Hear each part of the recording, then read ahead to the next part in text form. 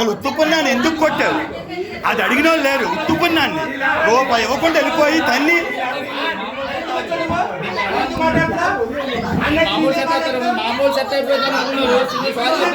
సంబంధం కుదుర్చున్నోడికి తొంతారా తిరిగి సారీ చెప్పేసి అయిపోయింది.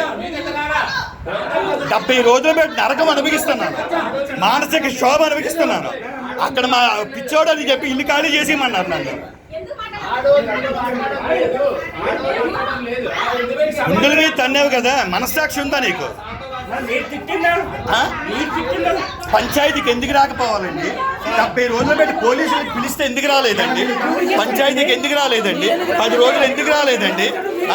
పోలీసుల చుట్టూ సిఐలకి ఎస్ఐలకి డబ్బులు ఇచ్చి మేనేజ్ చేసుకొని ఏం చేశారండి? ఇవాళ 70 రోజుల తర్వాత పంచాయతీకి వచ్చారండి.